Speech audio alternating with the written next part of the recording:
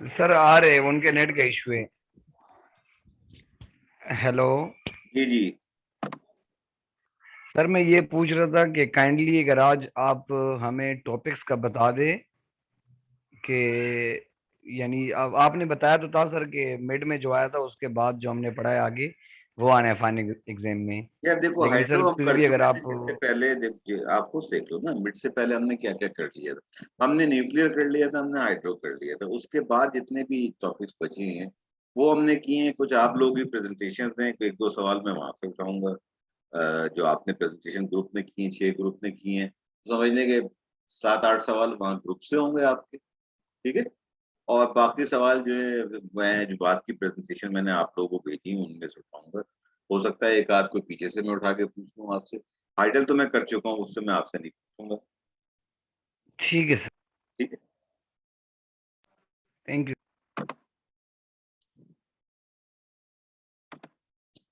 अच्छा, आज ये हम आखिरी टॉपिक कर रहे हैं अपना बायोमास में। बायोमास से मुराद क्या है? बायोमास जो है, जितने भी बायोलॉजिकल मैटर्स होते हैं उनको बायोमास कहा जाता है। फॉर एग्जाम्पल, सबसे आसान मिसाल जो हम बचपन से लेकर आज तक देखते आ रहे हैं कि जो जानवरों का जो उजला या उनका जो गोबर होता है, वो हमारे यहाँ हमारे इलाके में नहीं, बल्कि अगर आप पुरानी तहजीबों में जाकर देख लें, इजिप्शियन सिविलाइजेशन के अंदर, इराकी सिविलाइजेशन में, हर दौर के अंदर इंसान को ये समझ आ गई थी कि आग की रिक्वायरमेंट या हीट की रिक्वायरमेंट पूरी करने के लिए हम इसको यूज कर सकते हैं। तो जो हमारे गांव देहातों में यूज होता है या इंडिया के गांव देहातों में यूज होता है, वो गोबर के अंदर ये जो गंदुम का या चावल का जो ऊपर का हिस्सा जिसको हम भूसा कहते हैं, उसको मिला के, और वो एक केक से बना लिए जाते हैं, जिनको पंजाबी में तो उपले कहते हैं, बाकी मुझे नहीं पता और किसी जबान में क्या कहते हैं। उन सबको दीवारों पर या छत पे लगा के उनको सुखा लिया जाता है और उनको उसी तरीके से जलाया जाता है जैसे कि लकड़ी। अब लकड़ी जो है ये भी बायोमास के अंदर आती है। ठीक है। सबसे पहले इंसान ने जो लकड़ी को जलाना सीखा था, या और ये पुराना आप देख लें कि आज से 50 साल पहले जब घरों में गैस नहीं आई थी, तो मोहल्ले के अंदर, छोटे शहरों के अंदर अभी भी होती होंगी, लकड़ी की टाल हुआ करती, जिसको हम टाल कहते थे, कि वो लकड़ी आती थी छोटे हिस्सों के अंदर। और मैं खुद अपने घर में खैरपुर तक में मैं खरीद के लेके आया हूँ। 5 किलो, 10 किलो, 20 किलो, या मजदूर के जरिए वो 1 मन, रुपए की 1 मन, 2 रुपए की 1 मन वो आती थी घर के अंदर, वो इस्तेमाल होती। तो लकड़ी का इस्तेमाल बहुत पुराना है। अच्छा, ये रिन्यूएबल इसलिए है कि एक तरफ जो पुराना हो जाता है वो गिर जाता है, उसको काट के आप जला लें, नए उगाते हैं। लेकिन अगर आप सिर्फ जलाते रहेंगे, नए उगाएंगे नहीं, दुनिया के अंदर एक बैलेंस खराब हो जाएगा।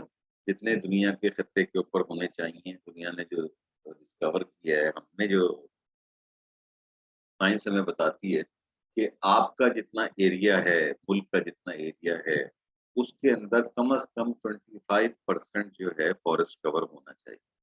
और ऐसे दुनिया के ममालिक बहुत कम है, चंद ही ममालिक हैं। नेपाल को ले लें, भूटान को ले लें, कुछ अफ्रीकन कंट्रीज हैं, खाना है, या अमेजोन के जो है फॉरेस्ट है। ये बड़े फॉरेस्ट जो हैं वो तो कवर प्रोवाइड कर, लेकिन जनरली मुल्कों ने अपने जब आबादी का प्रेशर पड़ा है, दरख्तों को काट के वो जंगलात को काट के जगह बनाई जा रही है, वहां पे हाउसिंग स्कीम हो रही है। अभी रिसेंटली आपने सुना होगा, आज से ज्यादा पुरानी बात नहीं, 2 महीने पुरानी बात है, मुल्तान के अंदर पता नहीं कितने एकड़ के ऊपर आमों के दरख्त काट के और जो नीचे मुल्तान बन रही है। तो ये बहरहाल एक ऐसी चीजें हैं जो कि इंसान को नहीं करनी चाहिए। सिंपल सी बात है, नेचर का एक उसूल है, जो नेचर को दे नहीं सकते वो लो मत। गौतम बुद्ध ने भी यही बात कही थी कि जो चीज तुम दे नहीं सकते उसको लो मत। यानी इंसानी जान के हवाले से उसने ये बात कही थी कि भाई तुम किसी की जान वापस नहीं कर सकते हो, तुम्हें जान लेने का कोई हक नहीं। तो यही चीज नेचर के साथ है कि जो चीज आप वापस नहीं कर सकते उसको आप लेना।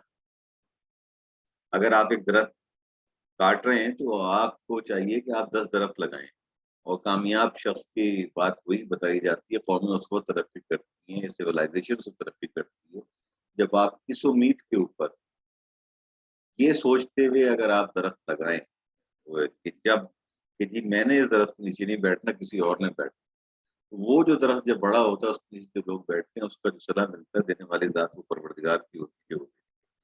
बात हम कर रहे हैं कि बायोमास है क्या। बायोमास की बुनियादी बात ये कि लकड़ी है जानवरों से, और हम आगे देखेंगे कि लकड़ियों का भी यानी बात चीजें कुदरत आपको दे रही होती है। फॉर एग्जाम्पल अगर आप जंगल में जाएं, कुछ शाखें जो पुरानी हो जाती हैं अपने वजन से टूट के गिर जाती हैं तो वो जमीन के ऊपर पड़ी हुई होती है।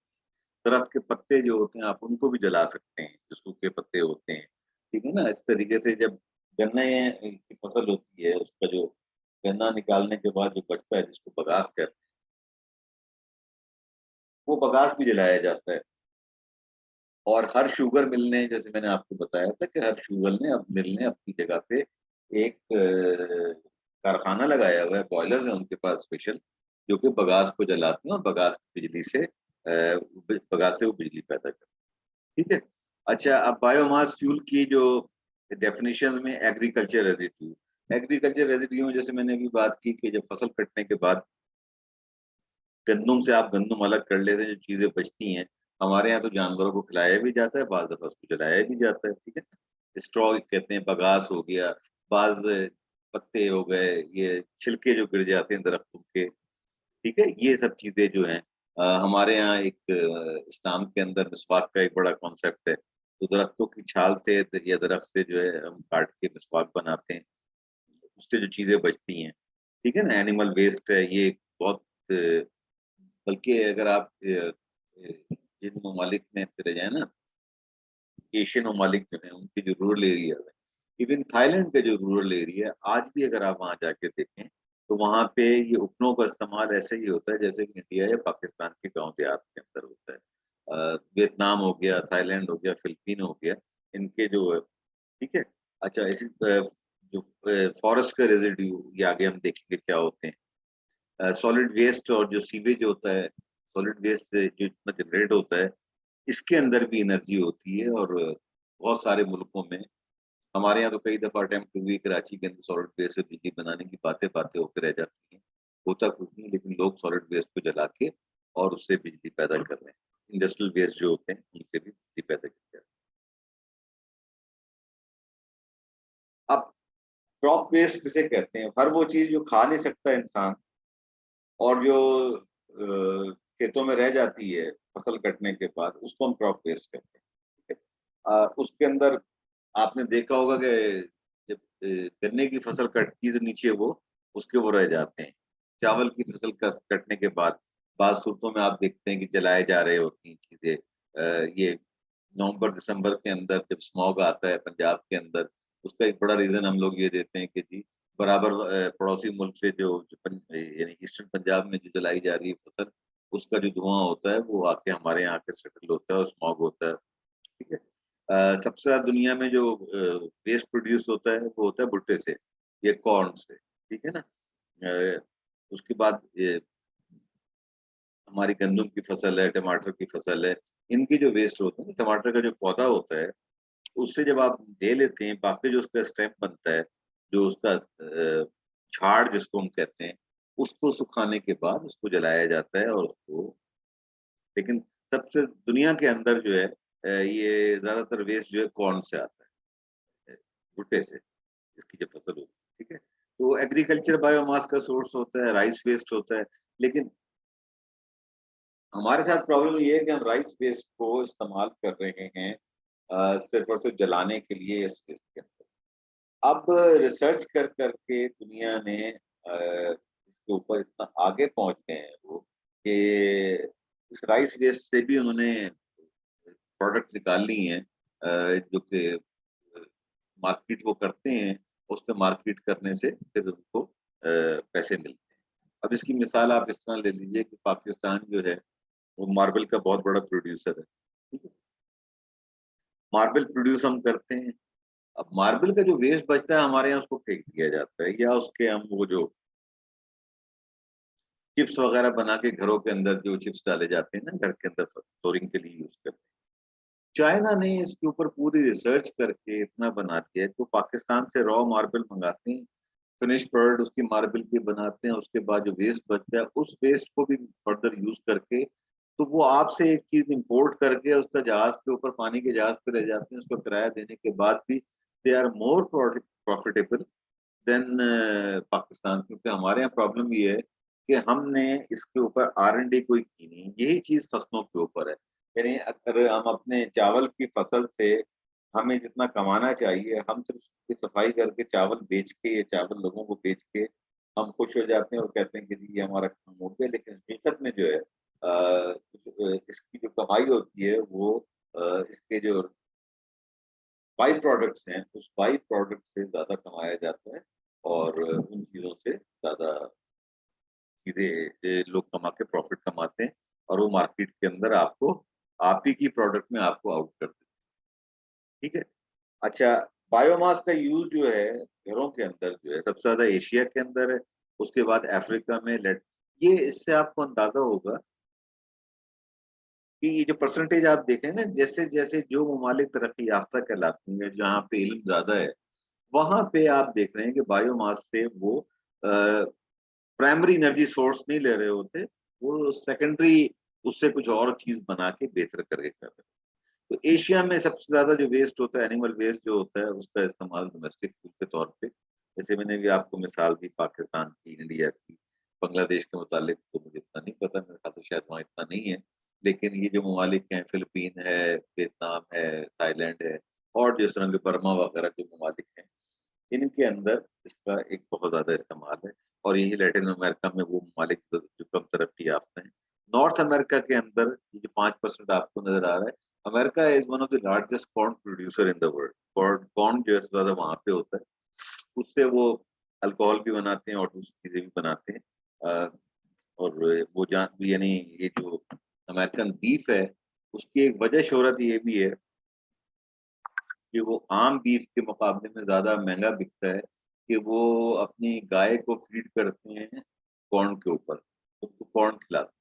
उससे कहते हैं कि उसके गोश्त के अंदर कोई जायका ज्यादा आता है, वो महंगा बिकता है, और उसके जो स्टेक वगैरह वहां बिकते हैं वो ज्यादा महंगे। ठीक है। अच्छा, ये एनिमल वेस्ट की एक तस्वीर मुझे कहीं से मिली थी कि एक औरत है और जो उपले बना के दीवार के ऊपर चिपका रही है। जब ये सूख जाता है, इसको उतार के वो जमा कर लेती हैं, और जमा करने के बाद उसको यूज करते हैं एज ए डोमेस्टिक फूड घरों के अंदर।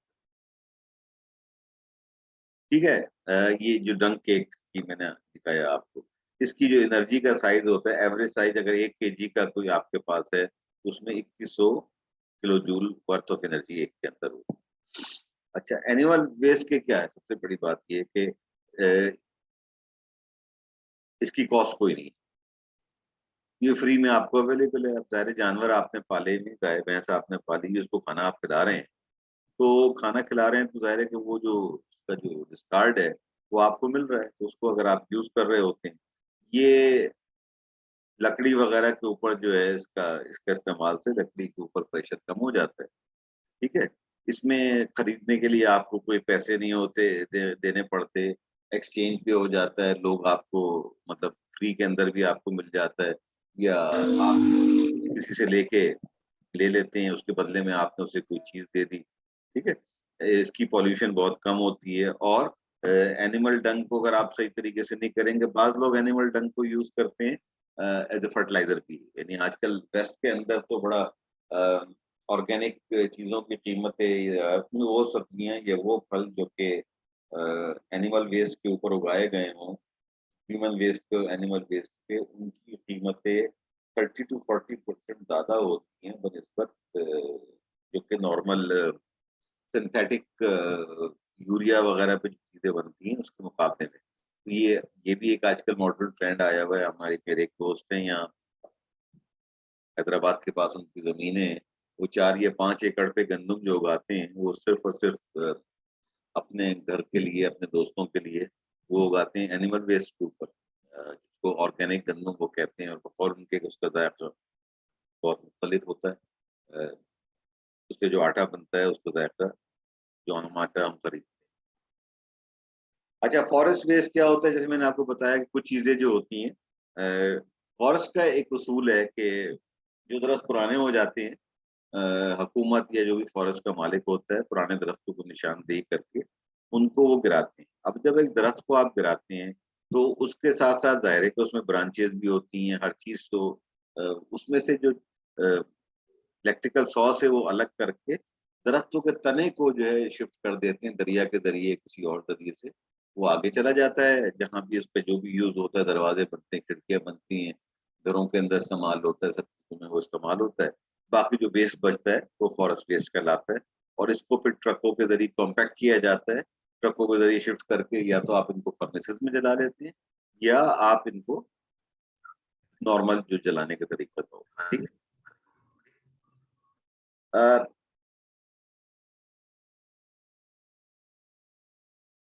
दरख्त से एक चीज और बनती है, वो है हमारे यहाँ कागज।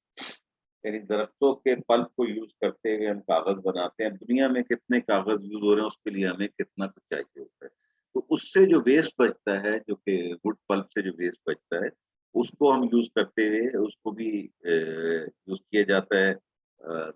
जब ये बहुत सारी चीजें ऐसी हैं जिनसे कि वेस्ट के अंदर शराब बनाई जाती है, उसका जो वेस्ट बचता है, फॉर एग्जाम्पल चुकंदर जो है उससे भी शराब बनाई जाए, चुकंदर से आप शक्कर भी बना सकते हैं, आप शराब भी बना सकते हैं, सेब से भी शराब बनती है, और मुख्तलिफ जो फल हैं उनको यूज करते हुए उनसे बनती है। उनका जो वेस्ट होता है वो ऑर्गेनिक वेस्ट कहलाता है, उसके जो डिफरेंट यूज हैं बायोमास के तौर के ऊपर, ताकि आप उससे एनर्जी दे सकें। फॉरेस्ट वेस्ट के अंदर जैसे मैंने भी आपको बताया कि दरख्तों की ब्रांचेस हो जाती हैं, एग्रीकल्चर रेजिड्यू होता है जो बचता है, और इन सबको जमा करने के बाद, अगर आप वैसे अगर आप देखें ना तो इसका वॉल्यूम बहुत ज्यादा होता है, लेकिन इसमें एनर्जी बहुत कम होती है।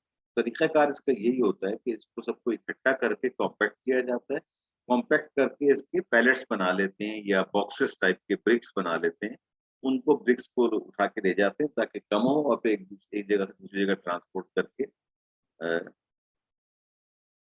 वो जला दिया जाता है। अब सॉलिड वेस्ट जो हमारे होते हैं, ये municipal waste, solid municipal waste, ये 3-4 तरह के होते हैं। एक तो बायोमेडिकल होता है जो सबसे ज्यादा खतरनाक होता है। जैसे कि हॉस्पिटल में अब ये जो बहुत अच्छा काम किया है अभी गवर्नमेंट ने किया है, जो ड्रैप है उन्होंने वो सिरिंजेस जो रीयूजेबल थी उनकी प्रोडक्शन रोक दी है पाकिस्तान में। अब ऐसी सिरिंज आएगी जो उन्होंने इंट्रोड्यूस कर दी है कि वन टाइम, उसके अलावा उसका सेकंड टाइम यूज ही नहीं हो सकता। तो ये जो सिरिंजेस वगैरह का वेस्ट होता है, यहाँ पे तो इतने जालिम लोग हैं कि हॉस्पिटल का वेस्ट लेके प्लास्टिक वेस्ट जो होता है उसको रिसाइकिल प्लास्टिक से बना के, और ये खाने वाले डब्बे नहीं होते, लोग ये भी बना देते हैं यहाँ पे। तो हमारे मुल्क में तो हर चीज ही उल्टी है ना। इसका पाकिस्तान के अंदर सिवाय 2 अस्पतालों के मुझे किसी और अस्पताल का नहीं पता कि जिसके पास अपना इंसिनरेटर मौजूद हो। आगा खान और लियाकत नेशनल, ये 2 अस्पताल हैं जिनका कि मेरी नॉलेज के अंदर है कि उन्होंने अपने इंसिनरेटर लगाए हुए हैं। यानी जितनी भी जख्म आलूद पट्टियां होती हैं, इंजेक्शन होते हैं, ये ड्रिप्स जो लोगों को लगती हैं, ये जो बच जाती हैं, इन सब का जो वेस्ट है वो इकट्ठा करके उनके पास अपना एक भट्टी लगाई हुई है उन्होंने। उस भट्टी में इसको बड़ा जिम्मेदारी से वो करते हैं, पूरी एक डॉक्यूमेंटेशन होती है, उसको बर्न कर दिया जाता है। अच्छा, म्युनिसिपल सॉलिड वेस्ट में क्या होता है, हमारे यहाँ तो एक ही वो बच्चे आते हैं, अफगानी बच्चे आते हैं, कलेक्ट करके वो ले जाते हैं। दुनिया के अंदर 3 या 4 तरह के बिन रखे होते हैं घरों के बाहर, जिसमें प्लास्टिक का वेस्ट अलग डालते हैं, शीशे का आप अलग डालते हैं। अभी एक लड़का हमारे यहाँ मास्टर्स कर रहा है, उसकी मैं प्रेजेंटेशन में बैठा था, वो मुझे बता रहा था उसने कराची के वेस्ट पे काम किया है। सिर्फ गुलशन इकबाल के अंदर ही उसने 14 जो उसने वो स्वीपर्स हायर किए, वहां से मुख्तलिफ वेस्ट लिया, उसको एनालाइज किया उसने, और जो फिगर वो दिखा रहा था तो आपको ताज्जुब होगा कि 40% वेस्ट, यानी उसने 14 सैंपल लिए, यानी हर जगह से 2 केजी, 28 केजी के अंदर से 40% वेस्ट जो निकला है वो हमारा खाने का वेस्ट। खाने के वेस्ट से मुराद मेरी क्या है कि सूखी हुई रोटी, डबल रोटी को फंगस लग गई है वो, चावल, शादियों का बचा हुआ खाना, इस तरह की चीजें जो ये 40% वेस्ट जो है, वो सॉलिड वेस्ट जो है, सिर्फ एक इलाके की मैं बात कर रहा हूँ, वो अपनी कोई रिसर्च कर रहा है उससे। अब जब जाहिर है सारी चीजें मिक्स होंगी, इसको आप यूज नहीं कर सकते, लेकिन अगर यही सेग्रीगेटेड होंगी चीजें तो इनको आप भट्टी के अंदर जला के, जाहिर है कि फिर वही बात जो अब बार बार हम बात कर रहे हैं बिजली बनाने के जो तरीके हमारे पास हैं वो चंद ही तरीके हैं जिनको हम यूज करते हैं। वो चंद तरीके हमारे पास क्या है कि बेसिक प्रिंसिपल वही है ना कि चाहे हम स्टीम लें, चाहे आप कोयले से बनाएं या पानी से बनाएं या वेव से बनाएं या जियोथर्मल से बनाएं, हर चीज एक ही चीज पे आके घूमती है कि टरबाइन को आपने घुमाना है, टरबाइन को जनरेटर से कनेक्ट करना है, जनरेटर ने बिजली जो है वो घरों तक पहुंचानी है। तो यही सीक्वेंस जो है आप गार्बेज के ऊपर भी इस्तेमाल कर सकते हैं। गार्बेज को जलाने के बाद उससे आप देखिए और बना सकते हैं। ठीक है। बाज़ दफ़ा ऐसा होता है कि सॉलिड वेस्ट को जो है लैंडफिल्स के लिए भी इस्तेमाल किया जाता है। अब जैसे हमारे पास कराची में 2 लैंडफिल बड़ी बनाई गई थी, एक ठट्टा की तरफ बनाई गई थी पोर्ट कासिम से आगे और एक गडाफ का इलाका जो कहलाता है उसके अंदर बनाई गई थी और ये बनाई गई थी नेमतुल्लाह खान जब कराची के मेयर थे उनके ज़माने में बनाई गई थी। तो वो थी। अब उसमें यही होता है कि अगर आप वेस्ट को सेग्रीगेट कर लें, क्योंकि प्लास्टिक का जलना, शॉपिंग बैग का इस्तेमाल, प्लास्टिक का जलना, पानी की बोतलें जो हम इस्तेमाल कर रहे हैं, इन सब का जो है इसकी एनवायरनमेंट के ऊपर बहुत ज़बरदस्त एक कॉस्ट है। तो अगर इनको हम सेपरेट करके इसको प्रोसेस कर लें, रीयूज़ कर लें, रिसाइकिल कर लें तो वो ज़्यादा बेहतर है बनिस्बत इसके कि जलाने की। ठीक है, अच्छा जितनी आप वेस्ट मैनेजमेंट करते हैं, ये इसमें बड़ा फ़ायदा है। यानी कराची के अंदर लोग कहते हैं मतलब मुझे इतना इल्म नहीं है लेकिन एक मेरा जानने वाला है जो कि कंपनी उसने बनाई थी गार्बेज कैन के नाम से और वो यही कहता है कि जी वेस्ट को फेंको मत, हमें दे दो हम करेंगे, और वेस्ट पे कोई काम कर रहा है, वो अमेरिका से पढ़ के आया हुआ है। वो उसके ऊपर कातलाना हमला भी हुआ है क्योंकि वो लोगों को जाके कायल कर रहा होता है। खास तौर पे इसमें एक 2 नंबर काम भी होता है। अब आपने जिनके पास गाड़ियां या मोटरसाइकिल हैं, आप ज़ाहिर है कुछ अरसे के बाद ऑयल चेंज कराते हैं ना इसका। ये जो 2 नंबर के ऑयल है, ये लुब्रिकेटिंग ऑयल की या मोटर ऑयल जिसको हम कहते हैं, इसकी जो इंडस्ट्री है, ये अरबों रुपए की इंडस्ट्री है। और ये चल किस चीज़ पे रही होती है कि आपने जाके एक डब्बा खरीदा, अपनी गाड़ी में आपने डलवा लिया, वो डब्बा दुकानदार के पास आपने छोड़ दिया। दुकानदार वो डब्बा जो है 50 से 100 रुपए का बेच देता है। अब उसमें जो 2 नंबर बनाने वाले होते हैं, जो मुख्तलिफ इलाकों में, औरंगी टाउन में, न्यू कराची में, इधर-उधर बैठे हैं, लाडीपुर में फैक्ट्रियाँ हैं, उसमें वो जाली तेल बना के और आप ही को वो 2,500 और 3,000 का बेच रहे हो। तो उसने एक मुहिम शुरू की तो उसके पीछे लोग लग गए, उसको काफ़ी उसको धमकियाँ-वमकियाँ भी मिली। लेकिन एक अंदाज़े के मुताबिक कराची की जो गार्बेज इंडस्ट्री है, इसके अंदर 60 से 70,000 अफ़गानी बच्चे इस वक़्त काम कर रहे हैं। उसकी वैल्यू जो है 8 से 10 बिलियन रुपीज़ महीने की वैल्यू उसकी। तो इसके जो एडवांटेजेज़ हैं, वो ज़ाहिर है कि मुझे आपको बताने की ज़रूरत नहीं है कि जितने वेस्ट मैनेजमेंट से आप कितनी कमाई कर सकते हैं, क्या-क्या चीज़ें हो सकती हैं, एम्प्लॉयमेंट जनरेट अगर आप उसको प्रॉपर करें। इम्प्रॉपर करने से ये होता है उन बच्चों की ना सेहत का कोई ख़्याल होता है, उनके अंदर स्किन डिज़ीज़ बहुत ज़्यादा कॉमन है। बहुत सारा चीज़ें उनके साथ हो रही होती हैं, बीमारियाँ उनको लग रही होती हैं, वो उसका पूछने वाला है। सेकंड नंबर पे वुड आती है, ठीक है? अच्छा, लेकिन ये कि जैसे मैंने बताया कि वुड का मेन पर्पज़ जो है रॉ मटेरियल पेपर के तौर पे यूज़ हो रहा है, बाकी जो है एनर्जी के सोर्स के तौर पे इस्तेमाल हो रही है। दुनिया की 33% पॉपुलेशन जो है वो वुड एज़ अ प्राइमरी और ये वो लोग हैं जो कि गरीब तरीन लोग हैं। यानी वो ममालिक जो कि गरीब तरीन ममालिक हैं, वो इस एनर्जी को यूज़ कर रहे होते हैं, वुड एनर्जी को वो लोग वुड से जो है अपना रिलाय कर रहे होते हैं प्राइमरी एनर्जी सोर्स में चाहिए। ठीक है? अब वुड की कितनी किस्में हैं? वुड से आप एक तो ये कि सीधे-सीधे लकड़ी को आप जला लें, दूसरी बात क्या होता है लकड़ी जलने के बाद जो कोयले बन जाते हैं उसको बुझा के रख लेते हैं, दोबारा उन कोयलों को बना के जाया वुड को आप प्रोसेस करके एक ब्लैक लिकर के नाम से प्रोडक्ट बाय प्रोडक्ट बना सकते हैं। ये पेपर इंडस्ट्री में और उसमें कंबस्टिबल प्रोडक्ट है, ये वहाँ से निकल के आता है। ठीक है? केमिकल प्रोसेस यानी वुड को जलाने से फॉसिल फ्यूल बिल्कुल ये वही प्रोसेस होता है जिसका कोयले के जलाने का प्रोसेस होता है ना और इसकी एनर्जी जो है कोल के मुकाबले में आधे से भी कम होती है वुड से जो आपको अगर आप जियोलॉजी पढ़े ना तो जियोलॉजी आपको ये बताती है कि ये जो कोयला मिलता है आपको, ये सारा का सारा ऑर्गेनिक मैटर यानी दरख्त या इंसान जो दब गए हैं ज़मीन के अंदर और मिलियंस ऑफ ईयर्स के अंदर प्रेशर और टेम्परेचर बढ़ने से उससे ये कन्वर्ट हो जाता है। ठीक है, दुनिया की 25% ऑक्सीजन जो है आपको वो अमेज़न का वो दे रहा है।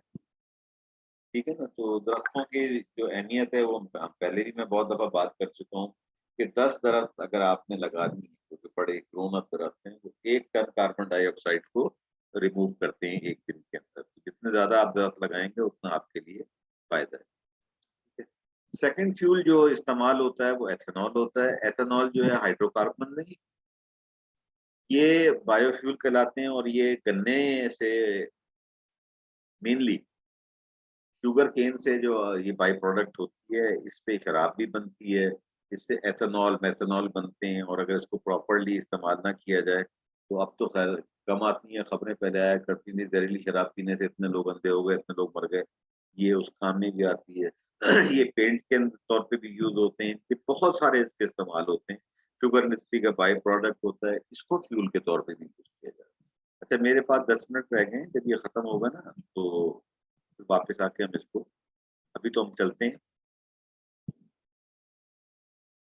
एथेनॉल से हमारे यहाँ तो इतना काम नहीं हुआ, लेकिन ब्राजील के अंदर आगे मैं आपको बताऊंगा, ये दुनिया में इसको बहुत उन्होंने यूज किया। एथेनॉल कॉर्न से भी बनता है और दूसरी चीजों से बनता है।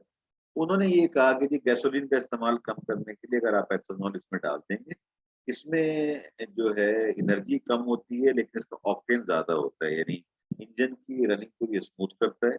और इसको यानी E5, E10, E20, यानी जितने परसेंट एथेनॉल आप गैसोलीन में डाल के इस्तेमाल करेंगे अपनी गाड़ियों के अंदर, इसके ऊपर डिबेट है। कुछ लोग कहते हैं कि ये एथेनॉल जो है वो या गाड़ी के रबर पार्ट्स हैं उनको खा जाता है, लेकिन सबसे ज्यादा जो एथेनॉल पे काम हुआ है वो ब्राजील के अंदर हुआ है। ब्राजील के अंदर तो उन्होंने ऐसे इंजन पे डिजाइन कर लिए जो कि 70-80% एथेनॉल जो है को यूज कर सकते हैं, जला सकते हैं। तो ये शुगर इंडस्ट्री का बाय प्रोडक्ट होता है। पाकिस्तान में ज्यादातर ये है एक्सपोर्ट हो जाता है। कुछ जो है दूसरी इंडस्ट्री जो हमारी ये मेडिसिन वगैरह जो बनती है ना अ, फसलों के लिए, उसमें ये इस्तेमाल होता है इसका। ठीक है, तो इसके 3-4 तरीके हैं प्रोड्यूस करने के। एक एक वो हाइड्रेटेड होता है जिसमें पानी होता है, एक होता है जिसके आप पानी निकाल लेते हैं। बेंजीन भी इसी की एक किस्म है, लेकिन बेंजीन जो है कार्सिनोजेनिक होता है, हम पहले भी बात कर चुके हैं, ये कैंसर प्रोमोटिंग होता है। तो जितना ये कम हो उतना बेहतर होता है। ठीक है, एथेनॉल के यूज क्या है सबसे ज्यादा? इंटरनल कंबशन इंजन जो है गाड़ियों के लिए उसके तौर फ्यूल के तौर पे यूज कर लें। जैसे मैंने आपको बताया कि ये फ्यूल में ब्लेंड करके 10%, 20%, 30 तक यूज करते हैं। ठीक है, ब्राजील में सबसे ज्यादा इस्तेमाल इसका हो रहा है और 20 मिलियन कार जो हैं और 5 मिलियन ट्रक मोटरसाइकिलें सब जो है वो E25 25% एथेनॉल और बाकी 75% गैसोलीन होता है वो यूज करते हैं। फिर इसी तरीके से बायोडीजल होता है। बहुत सारे वेजिटेबल ऑयल, खासतौर पे वो उन दरख्तों के उन पौधों के जिनको आप इस्तेमाल नहीं कर सकते, इंसान इस्तेमाल नहीं कर सकता, उनके पौधों को तेल निकाल के आप डीजल में डाल सकते हैं। जो प्लांट कहलाता है जेथरोफा, मलेशिया से आया है, पाकिस्तान में भी इसकी खेती है हर जगह। ये देखने में बिल्कुल अ, इसका फल जो होता है वो मतलब ऑरेंज की शक्ल का होता है, ऑरेंज का समझ छोटे कलर का, लेकिन ये बड़ा जहरीला होता है और धतूरा भी कहते हैं ना, जहर भी होता है ये। लेकिन इसके बीज को निकाल के कंप्रेस करके अगर आप निकाल लें तो इसके अंदर एनर्जी होती है, तो आप डीजल में मिला के, और इस पे काफी तजर्बे भी हुए हैं, लेकिन ये भी लैब स्केल से हमें बात आगे नहीं बढ़ी दुनिया ने। किसी का माइक खुला हुआ है, जरा माइक को देखने प्लीज। तो और बहुत सारे बायोडीजल बने हैं जिसमें B2, B5, B25 ये मुख्तलिफ एडिटिव डाले जाते हैं। इंडिया में भी इस पे काफी काम हुआ है। ठीक है ना, अब जैसे डिज्नीलैंड ने इन्वायरमेंटल वो करने के लिए अंदर जो वहाँ उनके ट्रेन चलती है, उसको वो मतलब डीजल पे नहीं चलाते। P98 एक उनका एक फ्यूल है जो कि सारा ऑर्गेनिक वो है, उस पे वो चलाते हैं। इंडिया के अंदर ट्रेन के अंदर उन्होंने 5% बायोडीजल कंपल्सरी कर दिया कि जो भी डीजल इस्तेमाल करेंगे ट्रेन के अंदर तो इसके ऊपर होगा, ठीक है ना। ये इसको इस्तेमाल कर सकते हैं, जैसे ऑयल स्पिल का खतरा अगर हो तो उसमें इस्तेमाल कर सकते हैं जनरेटर में। ये सारे इसके सोर्सेज हैं। अच्छा, इसमें फायदा ये होता है कि कार्बन मोनोऑक्साइड और पार्टिकुलेट मैटर की जो इमिशन है ये काफी रिड्यूस हो जाती है। तो मैं यहाँ पे रोकता हूँ। ईशा में अभी टाइम है, मैं जैसे ही ये वीडियो सेव होती है मैं वापस आके रिमेनिंग पोर्शन खत्म करके और फिर हम सेमेस्टर को इंशाल्लाह अपने क्लोज करते हैं, ठीक है। ठीक है सर।